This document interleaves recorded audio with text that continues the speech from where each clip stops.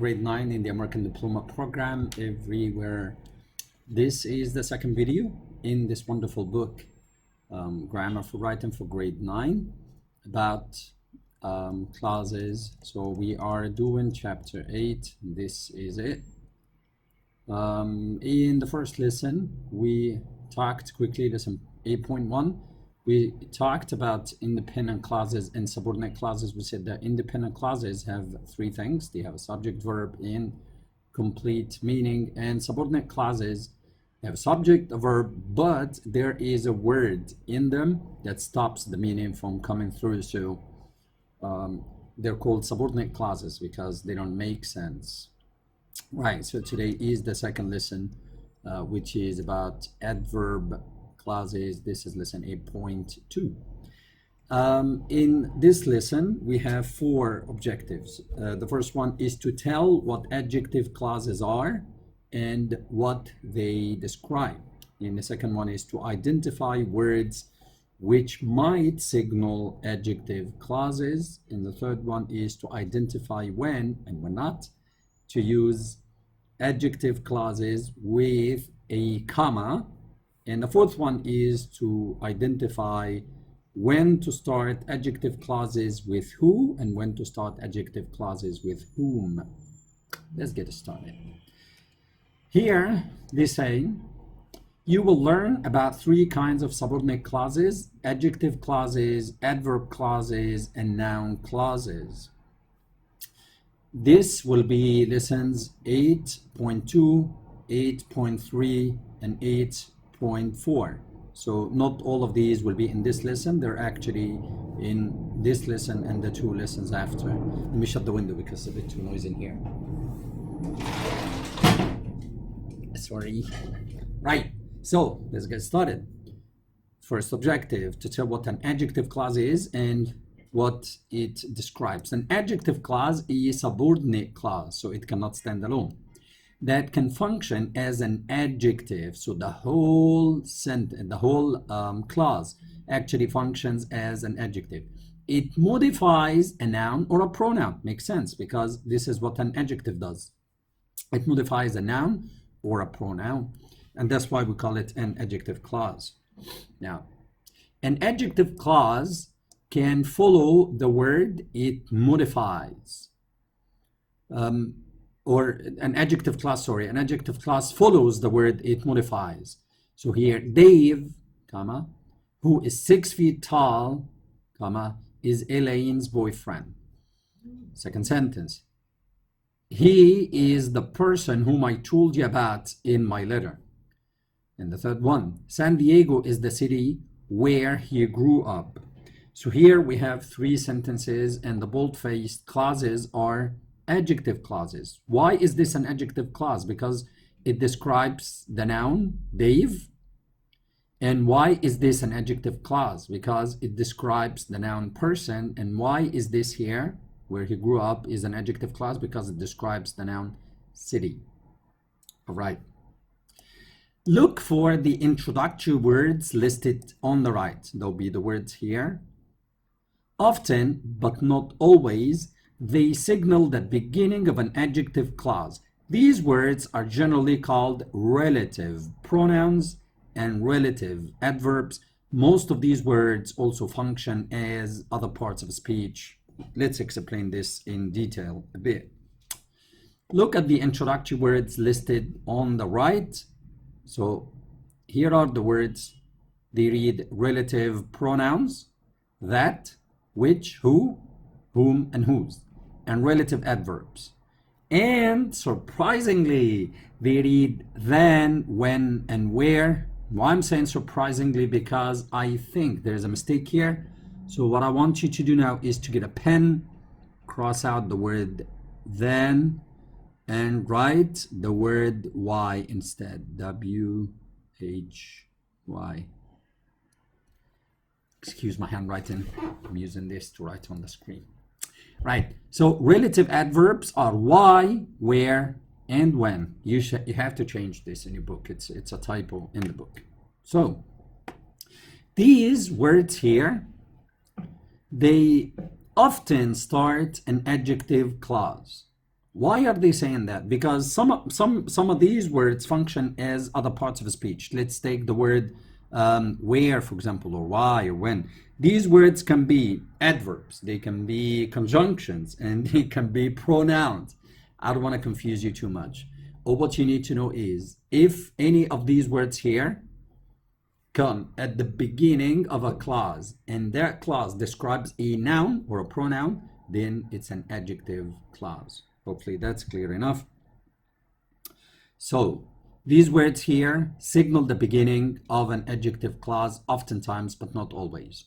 These words are generally called relative pronouns. So these are the relative pronouns here, and relative adverbs. So these are the relative adverbs here. Okay, so relative pronouns and relative adverbs start clauses that function as adjectives. Isn't English a bit weird? You have relative pronouns and they form adverb clauses, and you have relative and they form adjective clauses, and you have relative adverbs and they form adjective clauses as well, right? So English is really weird. Okay.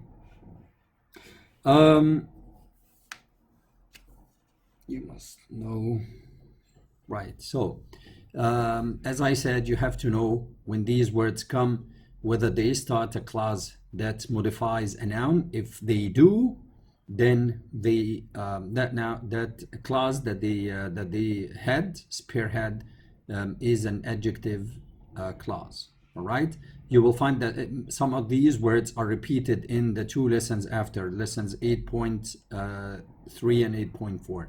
So don't get confused. You have to know the difference. Okay, so here is the first objective. We have just achieved it, to tell what adjective clauses are and what they describe. Adjective clauses are subordinate clauses that function as adjectives, and they modify a noun or a pronoun, and they describe, well, they describe or modify noun or a pronoun. So that's the first objective. Second objective, identify words that might signal adjective clauses. These are the words that might signal an adjective clause is forthcoming.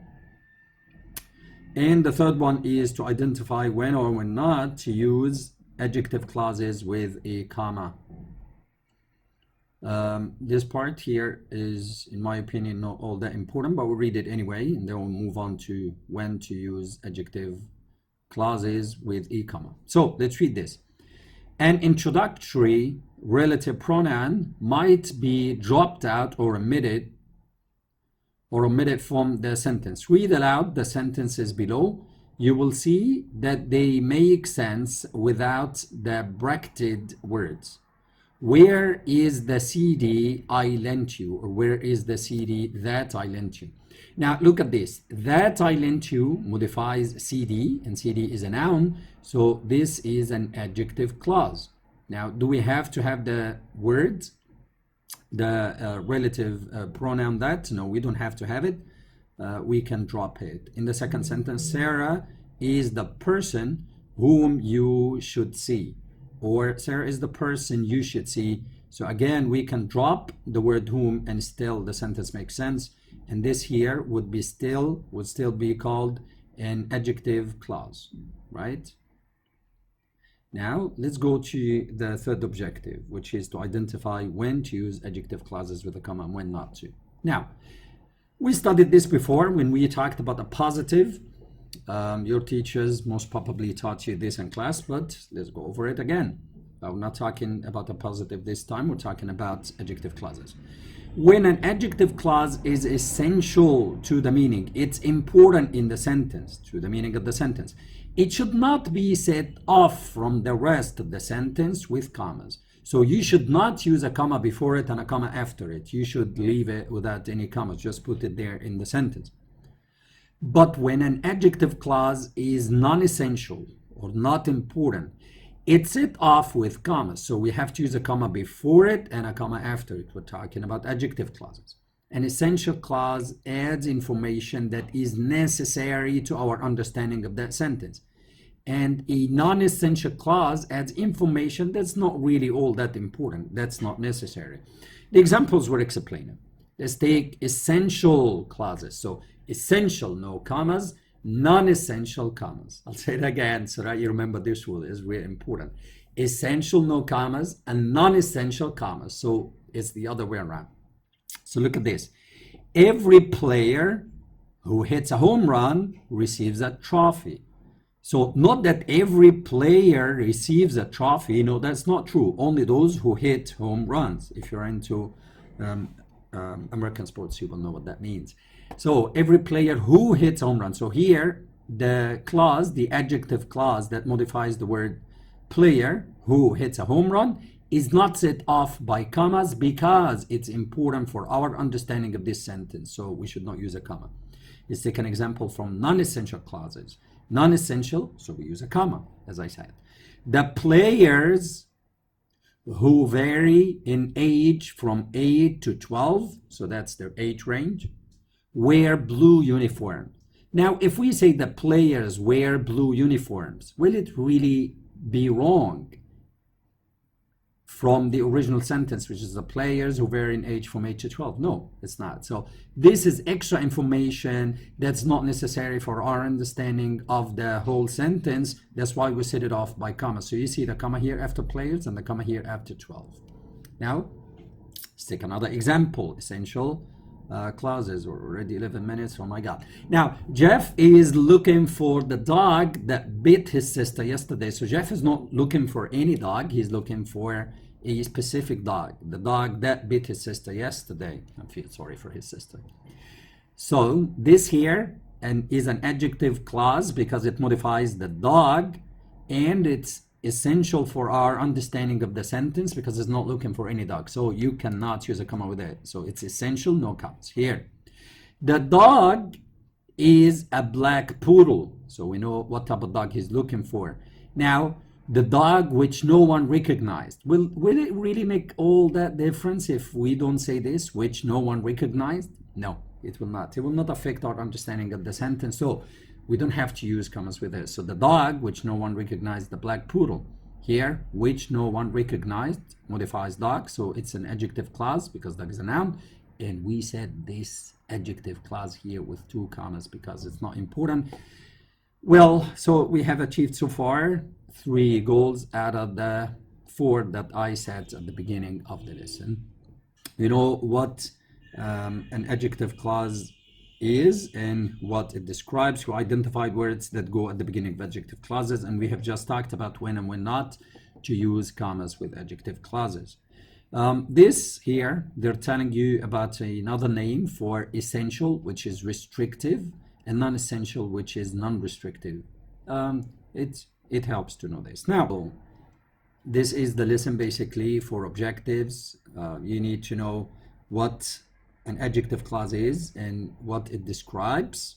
Sum up, an adjective clause is a subordinate clause that functions as an adjective and it describes a noun or a pronoun.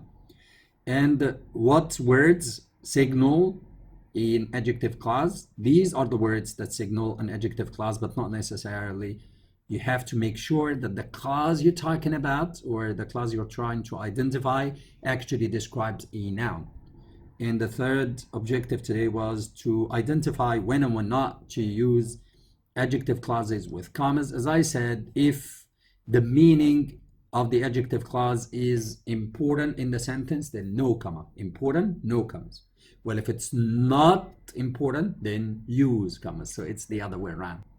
If you want to learn how to answer these here, then continue watching the video. And if not, then you can stop the video now. So how can we answer exercises 3 and 4 in this lesson? I'll tell you real quick. Identify adjective clauses. Underline the adjective clauses in the sentences below. Not every sentence has an adjective clause, so they play the trick on you here. Write none if so is the case. If the noun, if the sentence does not have an adjective clause. So let's start with our Tai Chi. Tai Chi is an exercise that is more than 5,000 years old. Tai Chi is an exercise. Exercise here is a noun. And then we have a clause here that is more than 5,000 years old. This clause starts with that, right? It describes a noun, which is exercise. So what we should do is to underline this here. Okay. Well, good handwriting this time. Not really writing, but it's better than first time. Anyway, so this is how you complete this activity. Basically, underline the sentence, the adjective clauses that start, adjective clauses, basically. Okay. Now, exercise 4. Exercise 4 has 2 parts, really. Your class is planning a yearbook with a photo and a brief biographical information for every student. Good, so it's the end of the year already. Now, underline the adjective clause in every biography, in the biography below. So we will need to underline the adjective clause here. Okay, that's what we need to do. That's the first part. Then you need to write your own autobiography to go in the yearbook. Then on a separate piece of paper, write a paragraph about yourself that you feel comfortable including in the yearbook. In your paragraph, you have to use at least 3 adjective clauses, just like this one did. Now, last year, my family moved here from Chicago, where I was born and grew up. Now, it's easy to identify. Where is it? It's right here. So Chicago is a place, it's a noun. So we have this clause here that describes a noun, so it's an adjective clause, where I was born and grew up. All right? So you continue doing the whole thing. You continue underlining the adjective clauses, just like this. And then you get your exercise book or notebook, whatever you call it, and then you write a similar one. So that's it for this lesson. It was a bit too long, about 19 minutes. Anyway, thank you very much for watching, and bye.